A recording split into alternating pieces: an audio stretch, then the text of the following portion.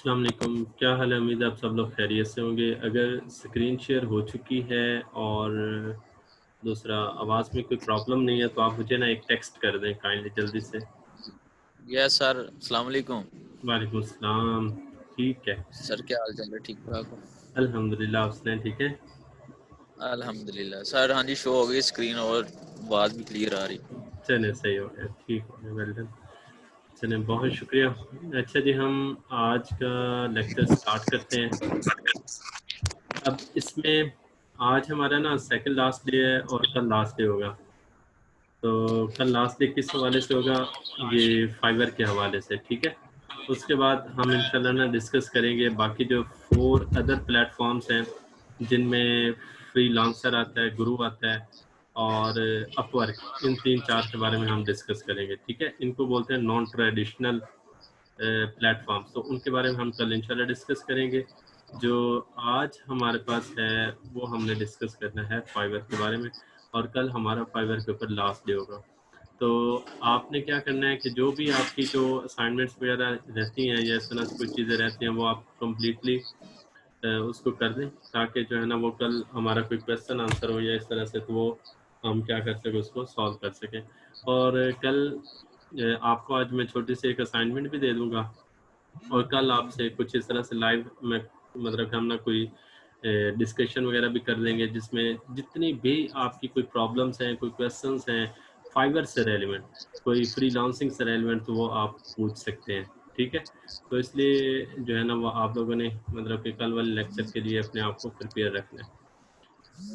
अच्छा, उसके बाद हम आज जो पढ़ते हैं, आज हमारा जो नेक्स्ट लेक्चर है वो है कि अगर हमने क्लाइंट को बार बार रिपीट करवाना हो, या अगर हमने क्लाइंट को जो है ना वो उसका ट्रस्ट बिल्ड करवाना हो, तो क्या चीज़ें ज़रूरी हैं। तो उसको आज हमने डिस्कस करना है इंशाल्लाह, ठीक है। तो पहली चीज़ क्या है कि what does client seek in you to award the project, ठीक है। क्लाइंट आपको कौन सी चीज़, अच्छा 2-3 चीज़ें हमने डिस्कस करनी है। एक पहली चीज़ क्या है कि आप अपनी गिग को बूस्ट कैसे कर सकते हैं, मीट के उसको आगे जो है ना वो किस तरह से इंक्रीज़ कर सकते हैं अपनी सेल्स को। और थर्ड चीज़ क्या है कि हमने जो है ना वो कौन कौन से ऐसे प्लेटफॉर्म हैं जहां से हम अपने अमाउंट को या अपने फंड्स को क्लियर करवा सकते हैं, विड्रॉ करवा सकते हैं। तो वो ऐसे कौन से तरीक़ाकार हैं, मेथड्स हैं जिनके ज़रिए हम क्लाइंट से प्रोजेक्ट ले सकते हैं, फिर मेथड्स कौन से हैं जिनके ज़रिए हम पैसे विड्रॉ करवा सकते हैं। तो आज हम उस चीज़ को डिस्कस करेंगे। सबसे पहली चीज़ है कि what does client seek in you to award the project. आपके अंदर कौन सी ऐसी महान ताकत होनी चाहिए कि क्लाइंट आपके अलावा कहीं और देखे भी ना। तो वो कौन सी ताकतें हैं, वो कौन से पॉइंट्स हैं, आज हम उसको डिस्कस करते हैं। तो सबसे पहली चीज़ है रिलायबिलिटी, ठीक है। कि आप क्लाइंट के ऊपर क्या करें, ट्रस्ट बिल्ड कर दें और क्लाइंट का आपके साथ ट्रस्ट बिल्ड हो जाए। तो ट्रस्ट किस तरह से बिल्ड होगा? ट्रस्ट बिल्ड करने के लिए सबसे पहली चीज़ वो ये है कि आपके पास क्या होना चाहिए, एक बेहतरीन अच्छा सा पोर्टफोलियो। और क्योंकि ये है कि आप इधर पाकिस्तान में बैठे हैं, दूसरा जो क्लाइंट है वो कनाडा, कंबोडिया, ऑस्ट्रेलिया, यूके कहीं पे भी बैठा हुआ है। अब यहाँ पर तो ये होता है ना कि लोकल क्लाइंट के साथ चलें, उसको चाय पानी पिला दी, वो खुश हो गया और उसके साथ गपशप लगा ली, चले जो उसने आपको प्रोजेक्ट दे दिया। लेकिन अब एक बंदा ऑस्ट्रेलिया में बैठा हुआ है या यूके में बैठा हुआ है, तो वहाँ पर तो आप उसको नहीं कोई ऐसा कर सकते ना। तो वहाँ पर आप उसको नहीं अटैच कर सकते। तो इसके लिए फिर क्या चीज़ें होती हैं, वो चीज़ें हम अभी डिस्कस करेंगे। ये अभी हम डिस्कस करें कि थे कि कौन सी ऐसी चीज़ें हैं जो कि क्लाइंट को एक आपकी तरफ अट्रैक्ट करती हैं। तो उसमें सबसे पहली चीज़ आती है वो रिलायबिलिटी है। तो रिलायबिलिटी के लिए सबसे पहली चीज़ क्या है कि रिलायबिलिटी के लिए हम किस तरह से क्लाइंट का जो ट्रस्ट है वो अपने साथ बिल्ड करवा सकते हैं। और जो सेकेंडली चीज़ है वो ये है कि किस तरह से हम क्लाइंट के ऊपर ट्रस्ट कर सकते हैं। तो क्लाइंट के ऊपर कैसे हम ट्रस्ट कर सकते हैं, वो चीज़ें हमने कल डिस्कस की थी। 10 चीज़ें मैंने आपको बता रही थी। आवाज़ नहीं आ रही? अपना बेटा आवाज़ आ रही है? एक दफ़ा अपने माइक को चेक कर लें या इस तरह से आवाज़ आ रही है। मैं एक मिनट अपना स्पीकर टेस्ट कर देता हूँ। हेलो हेलो, आवाज़ ठीक है यहाँ से ना? कोई उधर आपको प्रॉब्लम होगा? ठीक है। अच्छा, what does the client seek in you to award the project? तो उसमें सबसे पहले आती है रिलायबिलिटी। तो रिलायबिलिटी के लिए इम्पोर्टेंट चीज़ क्या है कि आपके पास क्या होना चाहिए? सबसे पहले पोर्टफोलियो। अच्छा, पोर्टफोलियो के लिए हम क्या चीज़ बनाते हैं? जो डाटा एंट्री वाले हैं वो बताएंगे कि पोर्टफोलियो के लिए मैंने क्या चीज़ आपको कही थी कि वो आपने बनानी है। जल्दी से बता दें शामिल। वेबसाइट वाले भी बता दें पोर्टफोलियो के लिए मैंने क्या चीज़ रिकमेंड की थी और किस तरह से बनाना है। कोई बताएगा प्रोसीजर?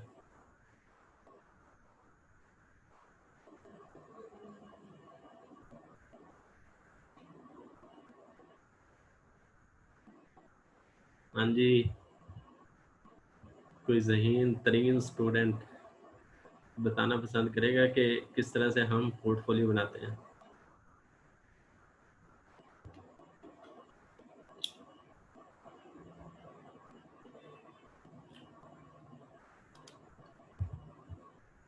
सारे मेरे जैसे बैठे हुए हैं।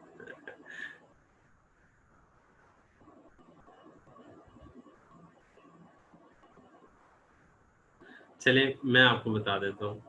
तो उसके अंदर मैंने जो डाटा एंट्री के लिए आपको कहा था, डाटा एंट्री के लिए आपने किस तरह से बनाना है। जो वॉइस तो क्लियर आ रही है? एक और क्वेश्चन मैंने पूछा है कि पोर्टफोलियो कैसे बनाना है डाटा एंट्री वाले और वेबसाइट वालों के लिए। तो मैं चलें, वो हमने अभी स्टार्ट किया वेब वर्डप्रेस पे, तो वहाँ पर हम उसको पोर्टफोलियो भी बना रहे हैं। लेकिन जो डाटा एंट्री वाले हैं वो कैसे पोर्टफोलियो बनाएंगे?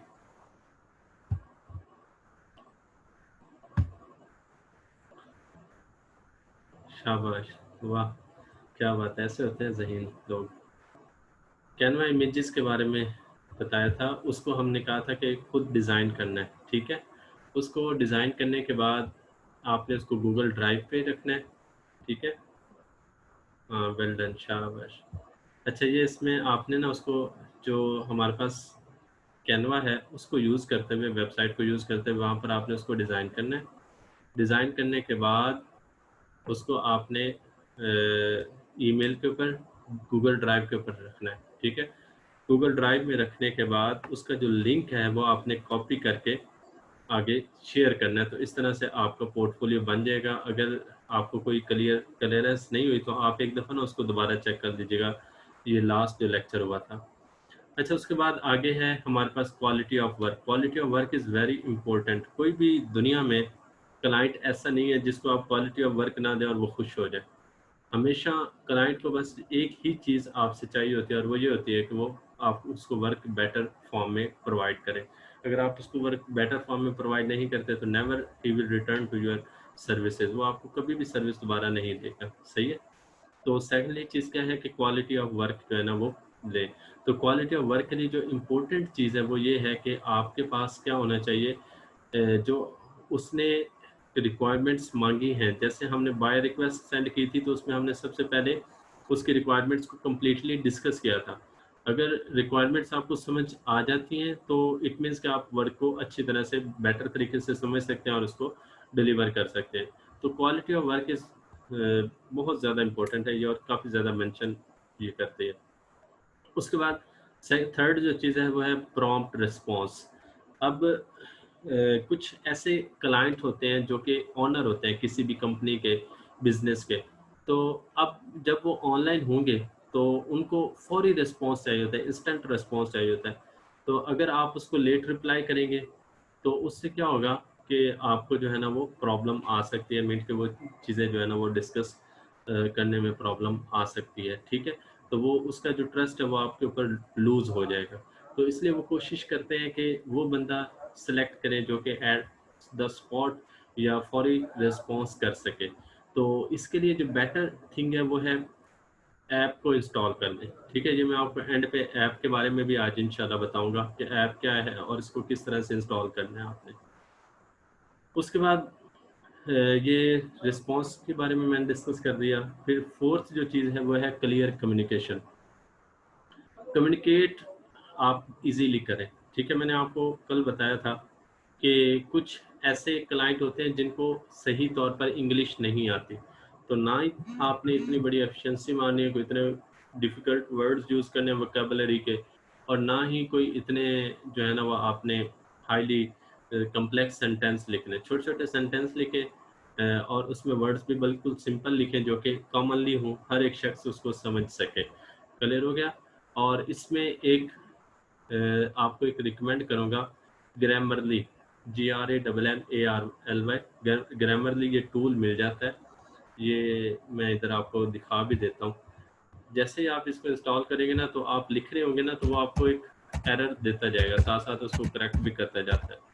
ये मैं आपको चेक करा देता हूँ, grammarly.com, ठीक है? इसको आप इंस्टॉल कर लें। तो ये हमारे पास क्या करता है कि जैसे हम कोई लिखना स्टार्ट करते हैं, तो उसके अंदर जो प्रॉब्लम्स आ रही होती है ना, तो वो साथ-साथ फौरी तौर पे उसको दिखाता जाता है, यहाँ पर मिस्टेक है, यहाँ पे एरर है, इस तरह से। तो ये क्लियर कम्युनिकेशन होनी चाहिए। कम्युनिकेशन में मैंने आपको 2 चीज़ें बताई हैं। पहला ग्रामरली, इसको इंस्टॉल कर लें, इससे ग्रामर की जो मिस्टेक्स हैं, वो सॉल्व हो जाएँगी। अच्छा, एक और जो सबसे इम्पोर्टेंट आपको बताता हूँ कि अगर आपको इंग्लिश नहीं आती, एक आसान तरीका आपको बताता हूँ। मैं लिखता हूँ यहाँ पे, क्या लिखता हूँ, गूगल ट्रांसलेट। गूगल ट्रांसलेट आप सर्च करें और इधर लिखें, कोई सा भी एक वर्ड लिख लें, मैं आज क्लास नहीं लूँगा, ठीक है? आपने सिंपल हिंदी में लिखना है और मतलब इस तरह से आपने मतलब कि इसको लिखा और आगे एक मिनट, मैं आज क्लास नहीं, ये शायद इस तरह से नहीं, I do not take class today, ठीक है? अब ये देखिए, मैंने सिंपल हिंदी में लिखा है जैसे हम नॉर्मली लैंग्वेज में यूज़ करते हैं, उसको उसने खुद ब खुद ट्रांसलेट कर दिया, किस में, इंग्लिश में। तो ये सबसे ईजी वे है जिसके ज़रिए आप जो है ना वो जो हिंदी है उसको ट्रांसलेट कर, या उर्दू है, तो हिंदी उर्दू तकरीबन सेम ही है, ठीक है? तो आप ये ना परेशान होगे कि ऊपर हिंदी आ गई है इस तरह से, तो आप उसको डायरेक्टली इंग्लिश में कर दें। इधर आप कोई सेंटेंस लिखें और उसको इंग्लिश में ट्रांसलेट कर दें, ठीक है? जैसे लेट्स सपोज के आज मैं बहुत थक गया हूँ, सही हो गया? I am so tired today, तो वो उसके साथ में उन्होंने इंग्लिश में ट्रांसलेट कर दिया। ये सबसे ईजी वे है। आप पहले यहाँ पर लिख लें, उसको यहाँ से करें कॉपी, कॉपी करने के बाद उसको यहाँ पर पेस्ट कर दें जहाँ पर आपने उसका रिप्लाई देना हो। अगर आपको कोई सेंटेंस ऐसा समझ नहीं आ रहा है जो उसने लिखा है, तो उसको आप इस तरह से इधर पेस्ट करें और उसको ट्रांसलेट कर लें। क्लियर हो गया? उम्मीद है आपको ये चीज़ समझ आ गई होगी। तो इस तरह से कम्युनिकेशन आप इजीली कर सकते हैं। और एक और जो मज़े की बात है, इम्पोर्टेंट चीज़ जो आपको बताना चाहूँगा, वो ये है कि आपने कभी भी किसी को सर या इस तरह इसके अलावा और वर्ड यूज़ नहीं करना। जैसे लेट्स सपोज के कुछ होते हैं डियर और वो, तो ये तो वो इस तरह से आप यूज़ करने स्टार्ट हो जाते हैं, बस आप सर और मैडम, बस इसके अलावा नहीं। और एक और ये है कि जो जितने भी स्पेशली जो यूके के जो क्लाइंट है ना, अगर आप उनके साथ एक बात करते हैं ना रिस्पेक्टेड वे में, बिल्कुल बहुत ज़्यादा झुक जाते हैं, please send me your, please इस तरह से, जैसे लेट्स सपोज कि आप एक प्रोजेक्ट लेना चाह रहे हो, तो please give me your project, please response to me, इस तरह से अगर आप जब उनको प्लीज़ ये वो इस तरह से मतलब एक ज़्यादा जैसे नरमी वाले मैसेजेस करेंगे ना, तो वो आपको समझेंगे कि ये ऐसे ही है, ठीक है? मतलब इसके साथ कोई, इसकी कोई पावर नहीं है, उसकी कोई वर्थ नहीं है। तो इसलिए जो कम्युनिकेशन में ना, ये चीज़ आपने ख्याल रखनी है कि जब भी आप यूके के क्लाइंट के साथ, ये जो बरतानिया है इस तरह से, ये बाकी जितने भी है, जर्मनी है, पोलैंड है, हॉलैंड है या ग्रीनलैंड है, या इस तरह से बाकी ये नॉर्थ अमेरिका वाली कंट्रीज़ है, इनके साथ भी जब आपने कम्युनिकेट करना है ना, तो अपना जो स्टैंस है, जो अपना लहजा है, वो थोड़ा-सा सख्त रखें, मतलब इतना ज़्यादा आपने उनके आगे झुक भी नहीं जाना। सही हो गया? तो अब जैसे मैं अगर आपको एक एग्जांपल के तौर पर चेक करवा सकूँ, हाँ, बल्कि ठीक है, वो मैंने आपको दिखाई भी थी एक एग्जांपल। तो अब उसमें क्या था कि कोई इतना ये नहीं कि please give me your project या आई एम वेरी पुअर, ये इस तरह से, ये है कि इस तरह के आप मैसेजेस उनको करेंगे ना, तो वो फ़ौरन भाग जाएँगे। सही है? तो इस तरह के आपने मैसेजेस नहीं करने।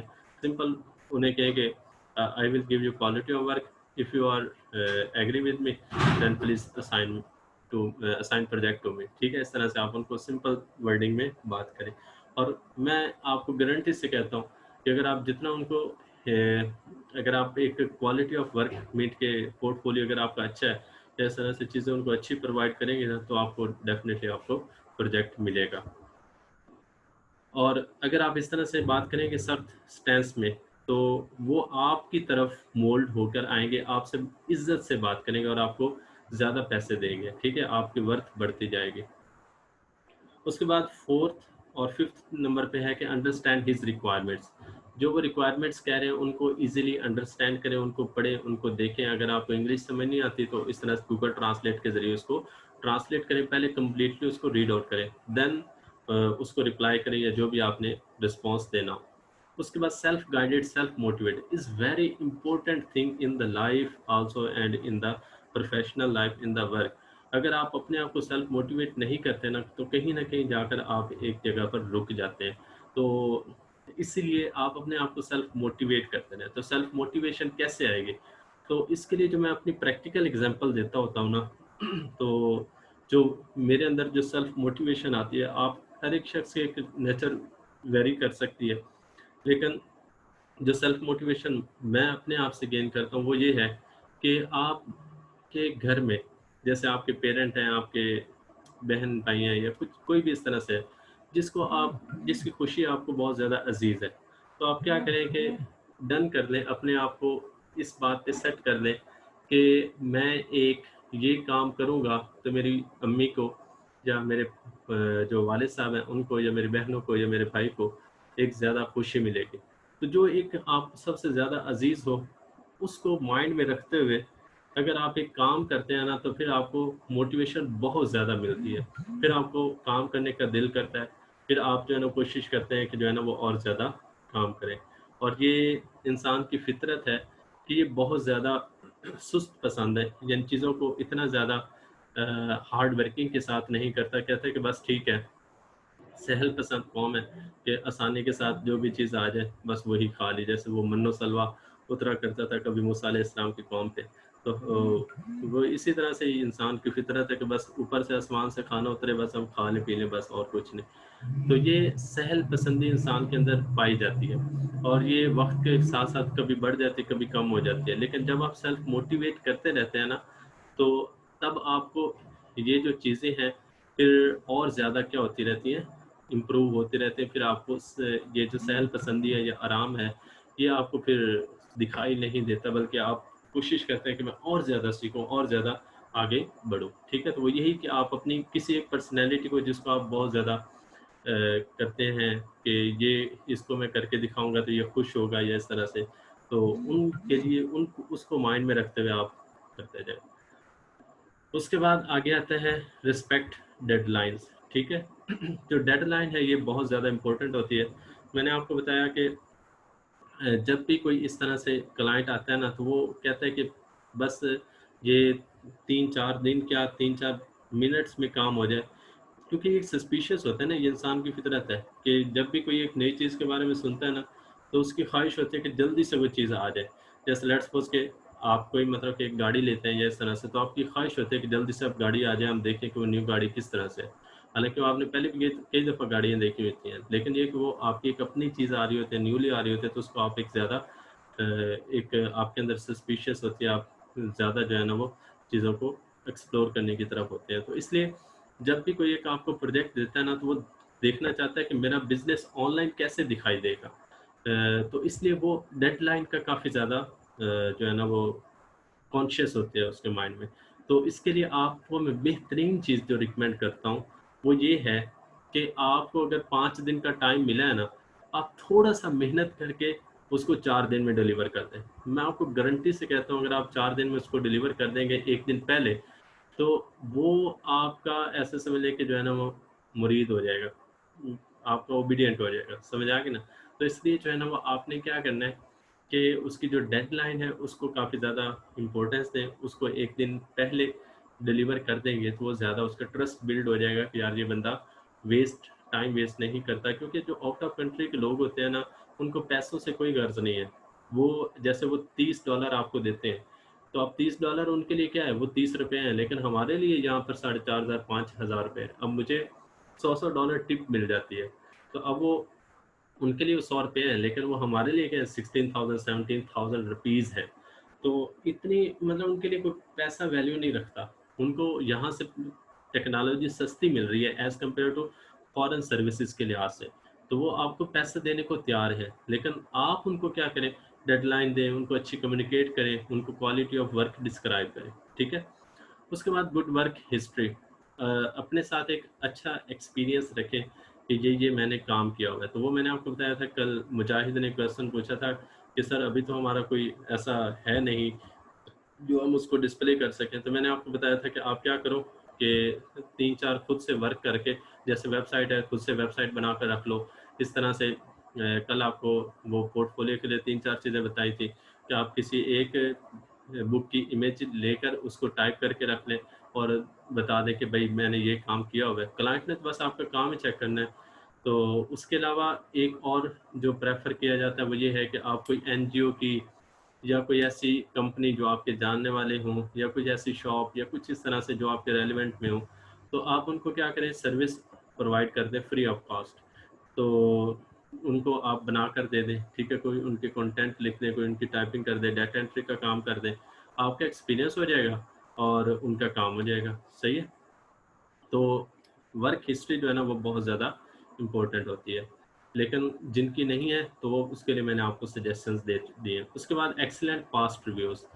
अब अभी आपके स्टार्टिंग में कोई रिव्यूज़ नहीं होंगे, लेकिन परेशान नहीं होना। जैसे ही आपका कोई एक एक तो क्लाइंट भी अगर आपको अच्छे मिल गए ना, तो वो टाइम टू टाइम आपके साथ चलते रहते हैं। बल्कि इवन कि आपके साथ लाइफ टाइम के लिए कॉन्ट्रैक्ट कर लेते हैं।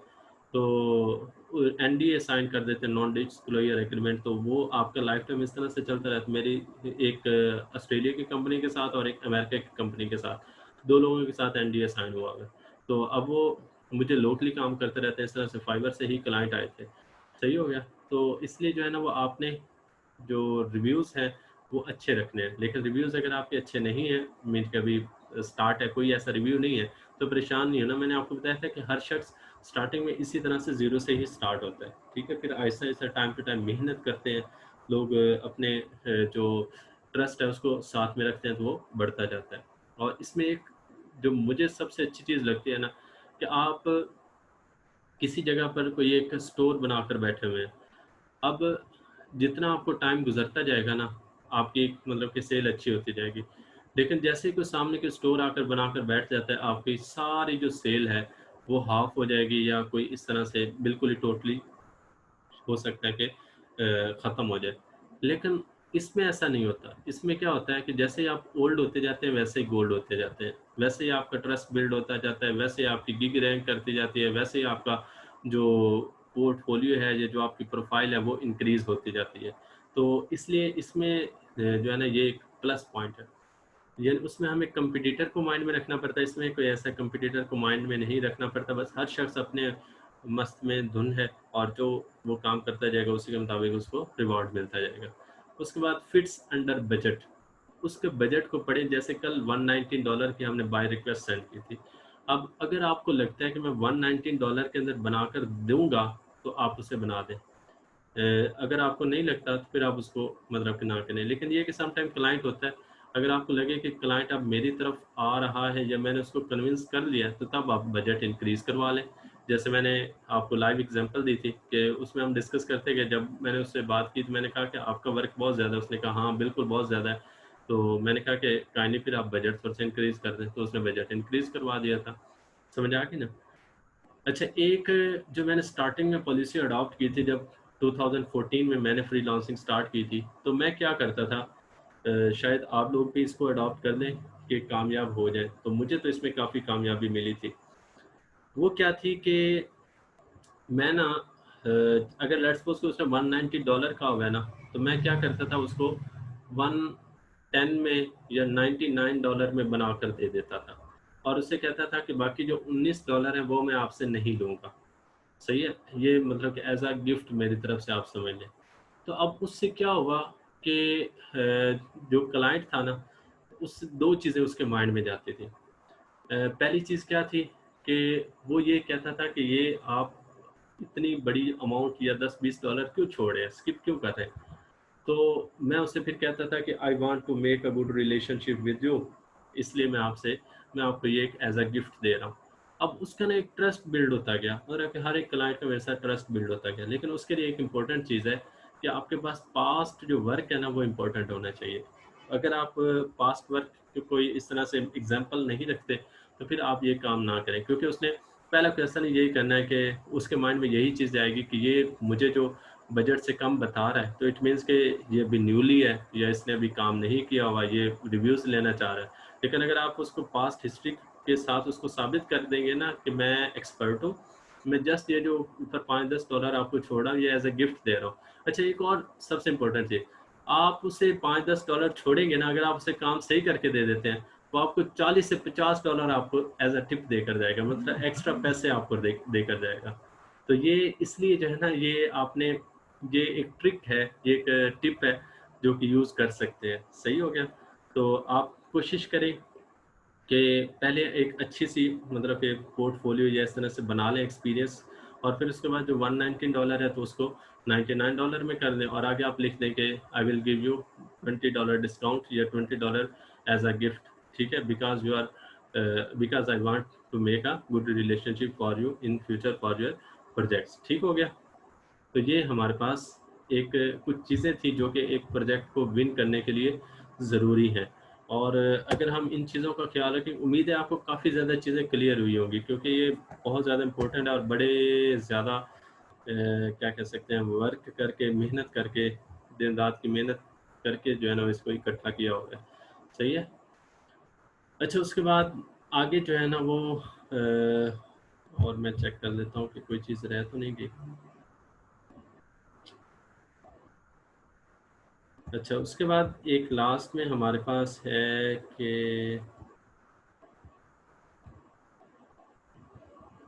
हाँ जी, लास्ट में हमारे पास है कि कौन सी ऐसी चीज़ें हैं, हाँ, कौन से ऐसे प्लेटफॉर्म्स हैं जिनके ज़रिए हम अपनी पेमेंट्स को विड्रॉ करवा सकते हैं। तो उसके लिए डिफरेंट प्लेटफॉर्म्स हैं और मैं अभी आपको बताऊंगा कि विड्रॉ करवाने का तरीकाकार क्या होता है। सबसे पहले आप इनको लिख लें। सबसे पहले हमारे पास पेपल आता है, स्क्रील आता है, पियोनियर आता है, वेस्टर्न यूनियन आता है और डायरेक्टली लोकल बैंक में ट्रांसफ़र आता है। ठीक है, अब इसमें जो पेपॉल है पाकिस्तान में बैन है। कुछ लोग ऐसे करते हैं कि मतलब कि ना लोकेशन चेंज करके और पेपाल को अकाउंट बनवा लेते हैं, लेकिन हमें क्या ज़रूरत है पेपाल बनवाने की जब हमारे पास बाकी रिसोर्सेज हैं, तो हम क्यों किसी और की तरफ जाएं। तो इसलिए जो बाकी दो चीज़ें यूज़ की जाती हैं, एक पियोनियर और एक वेस्टर्न यूनियन। तो सबसे बेहतरीन जो है ना वो कौन सा पियोनियर है। पियोनियर क्यों है, ये मैं क्यों कह रहा हूँ, क्योंकि पियोनियर के अंदर एक तो सबसे अहम बात ये है कि जस्ट हमें पियोनियर का कार्ड अटैच करना पड़ता है, बैंक अटैच करना पड़ता है और वो हमारे लोकली बैंक में डायरेक्टली आ जाते हैं। अब जैसे अभी रिसेंटली मैंने लास्ट संडे को अमाउंट ट्रांसफ़र करवाई थी। अब संडे को मैंने करवाई है शाम को कोई 3-4 बजे, तो अगले दिन सुबह 10 बजे मुझे एचपीएल की तरफ से मैसेज आ गया था कि आपके अमाउंट में इतने पैसे आ चुके हैं।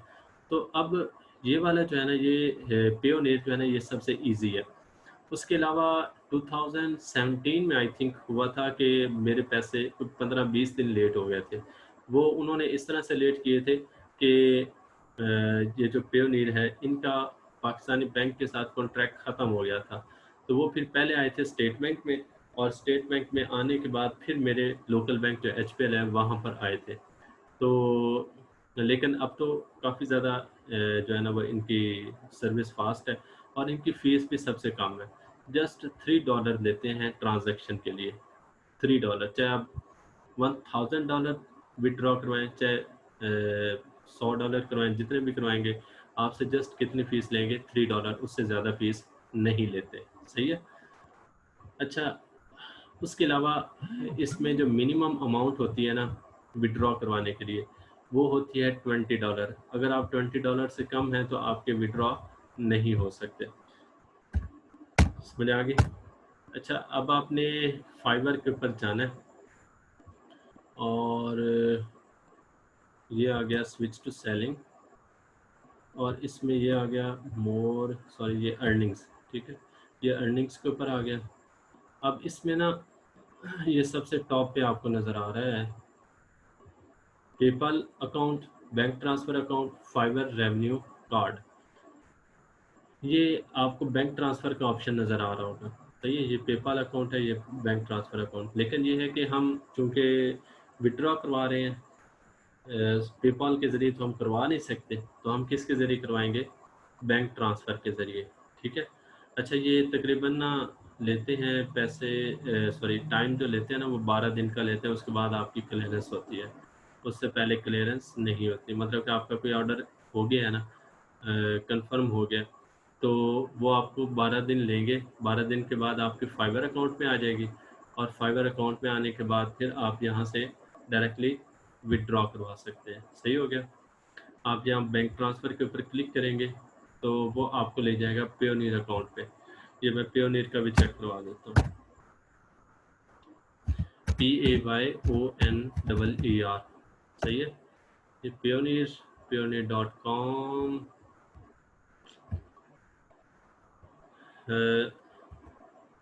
अभी जब आप कमा लेंगे ना तो वो उसके साथ वैसे भी ये बैंक ट्रांसफ़र की ऑप्शन आ जाएगी डायरेक्टली, तो वहाँ से आप क्लिक करेंगे ना तो पेयोनियर को आपको सेपरेट करने की ज़रूरत नहीं है। ठीक है सर, ये बटन हिडन क्यों है? पेमेंट नहीं है इसलिए। हाँ जी, एक्चुअली जब हम अवेलेबल फॉर विड्रॉ के लिए आ जाएगी ना, जितनी अमाउंट आ जाएगी, तो $20 जब मिनिमम होंगे तो तब आप बैंक ट्रांसफ़र की ये ऑप्शन आ जाएगी। सही है, ये इनेबल हो जाती है। लेकिन फाइवर रेवेन्यू कार्ड के ज़रिए आप बेशक $2 हो, $3 हो, वो भी निकलवा सकते हैं। लेकिन ये है कि पेयोनियर ज़्यादा बेटर है। अगर $20 से कम हो तो फिर वेट करें कि $20 हो जाए, दुआ मांगे। सही है। अच्छा, उसके बाद अब ये है पेयोनियर। ठीक है, यहाँ पे आपने ना रजिस्टर के ऊपर क्लिक करना है, और मैं आपको बार बार बता रहा हूँ कि अगर आप फाइवर के ज़रिए डायरेक्टली इधर बैंक ट्रांसफ़र करेंगे ना, जब आपके $20 हो जाएंगे तो तब भी आपको इस वेबसाइट के ऊपर लेकर चला जाएगा। सही है, तो मेरे ख्याल में यहाँ से अगर आप ना ही बनाएं तो ज़्यादा बेहतर है, क्योंकि ये है कि चलिए आपको यहाँ से भी बता देता हूँ। ये हमारे पास पहला आई एम अ फ्रीलांसर, ठीक है, और उसके बाद आप क्या करोगे? Get paid international clients are purchase freelancing market, my current Payoneer volume is less than $5000, या कितना है? हम लेस देन क्लिक करेंगे, इतने हम अभी अमीर नहीं आए। अच्छा, उसके बाद आगे हमारे पास वो कह रहा है कि रजिस्टर्ड कर दें, यहाँ से रजिस्टर्ड कर दें।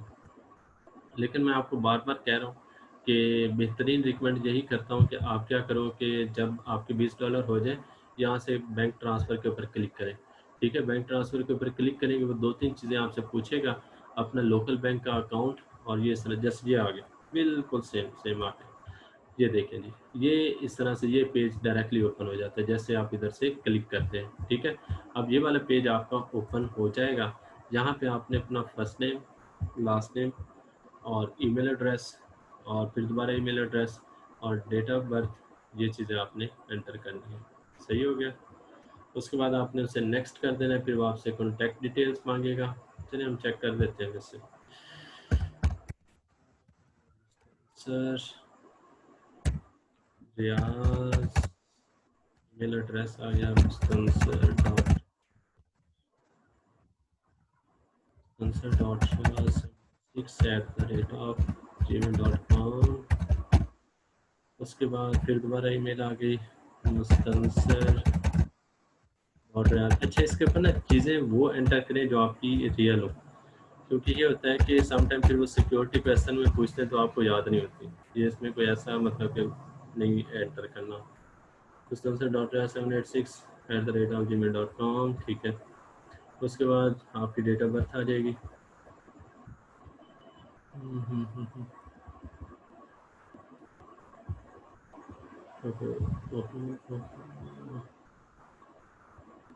थर्ड अप्रैल 1995, ठीक है। अच्छा, उसके बाद हमने इसको कर देना है नेक्स्ट। ठीक है, क्या कह रहे हैं जी? We allow only one account per person. हाँ जी, मेरा पहले इधर अकाउंट है तो इसलिए वो नहीं लॉग इन करेगा। लेकिन ये है कि हम इसको अगर किसी और ईमेल के साथ ट्राई करें तो तब हो सकता है। आप लोग वैसे कीजिएगा इसको पर्सनली तौर पे, फिर अगर कोई प्रॉब्लम होगी ना तो हम डिस्कस कर लेंगे। सही है। आगे कॉन्टैक्ट डिटेल्स आ जाएगा, उसमें आपने अपने सिंपल फ़ोन नंबर, अपना एड्रेस और फिर सिक्योरिटी डिटेल्स आ जाएंगी। ठीक है, उसमें आपने अपना बैंक अकाउंट लिखना है। ठीक है, बैंक अकाउंट लिखेंगे तो नाम एचबीएल या जो भी आपका बैंक है वो आ जाएगा और उसके बाद ऑलमोस्ट डन हो जाएगा। सही है, ये चीज़ें आपने सर मतलब ये कि तब भी जी जी सर ये तब भी होगा जब $20 होंगे तो। नहीं, अगर आपके लेट्स सपोज के $20 नहीं है और आप पियोनियर के ऊपर जो है ना वो साइन अप होना चाहते हैं तो आप हो सकते हैं। ज़रूरी नहीं है कि आप मतलब कि $20 हो तो तब भी पियोनियर पियोनियर तो सिंपल है। एक जो है ना जैसे बैंक में आप अकाउंट बनवाते हैं ना, इसी तरह से यहाँ पे भी एक अकाउंट बनाते हैं। तो अगर आपके $20 नहीं है तो तब भी आप यहाँ पे साइन इन हो सकते हैं। सही है। नहीं, पहले पहले तो सर आप कह रहे थे ना भी मतलब वो हाइड हो जाता है हाँ वहीं से वो ऑप्शन। जी जी बिल्कुल, वो मैंने आपको बताया कि अकाउंट क्रिएट कर दें, लेकिन अकाउंट के विड्रॉ तब होंगे जब इधर $20 होंगे। सही है। जी तो जी अगर अच्छा आपके जी सर। $20 नहीं होंगे तो विड्रॉ नहीं होगा। लेकिन हाँ ये है कि अकाउंट आप बेशक पहले बना लें, कोई इशू नहीं है। सही है, लेकिन विड्रॉ तब भी करवा सकते हैं जब आपके $20 हो जाएंगे। जी सर। ये हमारा आज का एक जो है ना लेक्चर था जिसमें हमने कुछ चीज़ें डिस्कस की हैं। पहले चीज़ डिस्कस की कुछ आज तो काफ़ी इम्पोर्टेंट लेक्चर था।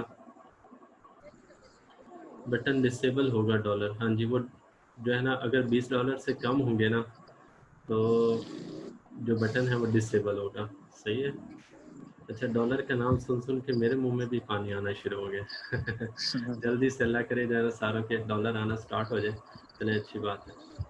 अच्छा, आज का लेक्चर काफ़ी इम्पोर्टेंट था। इसमें सबसे पहले हमने चीज़ें डिस्कस की थी कि क्लाइंट को कैसे अट्रैक्ट करना है, किस तरह से उसको अपनी सेल को हम बूस्ट कर सकते हैं, कौन-कौन से ऐसे तरीक़ेकार हैं, कौन से ऐसे मेथड्स हैं। तो उसमें मैंने 8-10 पॉइंट्स डिस्कस किए और लाइव एग्ज़ाम्पल के साथ। ठीक है, कि एग्ज़ाम्पल भी साथ में दी कि ये चीज़ें अगर आप करते हैं और इसकी ये एग्ज़ाम्पल है, तो हम उस तरह से अपनी सेल को बूस्ट कर सकते हैं। और उसके बाद फिर हमने दूसरी जो चीज़ वो की ही ये पियोनियर के बारे में कि पियोनियर क्या है और इसका क्या जो है ना वो बेनिफिट है, ये किस तरह से हम कर सकते हैं और इसको विड्रॉ करवाने के लिए क्या मेथड होता है, कितने मिनिमम पैसे होने चाहिए। तो ये चीज़ें आज हमने डिस्कस की। यहाँ तक कोई आपका कोई क्वेश्चन है तो पूछ लें। कल हम इंशाल्लाह, ये हमारा फाइवर का तकरीबन कंप्लीट हो चुका है। बाकी मैं आपको कल थोड़ा-सा एक बता दूँगा कि एक चीज़ मैं लास्ट में आपको बतानी है जो कि बहुत इम्पोर्टेंट है कि कौन-सी ऐसी चीज़ें अगर आप करोगे तो जिससे आपका अकाउंट बैन हो सकता है। कौन-सी ऐसी चीज़ें हैं, ठीक है?